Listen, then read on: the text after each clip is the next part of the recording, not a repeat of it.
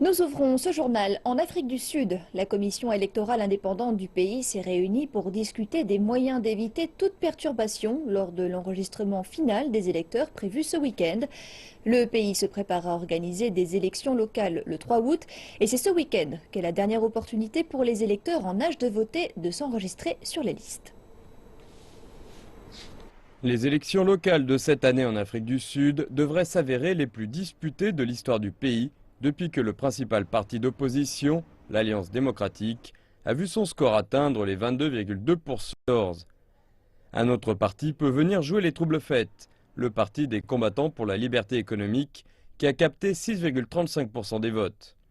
Ces chiffres devraient également se refléter lors des élections des gouvernements locaux, qui sont dominés par l'ANC depuis 1994. La commission a appelé les jeunes, désormais en âge de voter, à s'enregistrer pour les élections locales ce week-end. Plus de 20 000 bureaux de vote seront ouverts pour l'occasion. La commission électorale espère que le plus de nouveaux électeurs possible pourront rejoindre les 25,6 millions d'électeurs déjà enregistrés afin de mieux équilibrer la population des électeurs.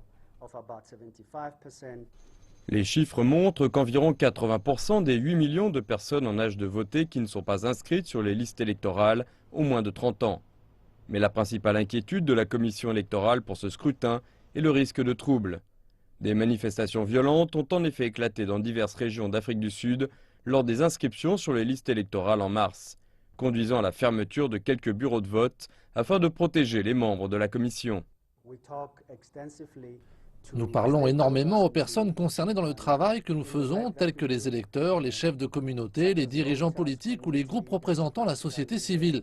Et à partir d'aujourd'hui, nous parlons également énormément avec les forces de l'ordre et nous espérons qu'à travers toutes les discussions que nous avons menées et continuons à mener, la somme totale de nos efforts nous permettra de travailler sans entrave aux inscriptions que nous allons organiser ce week-end. Les élections auront lieu en août.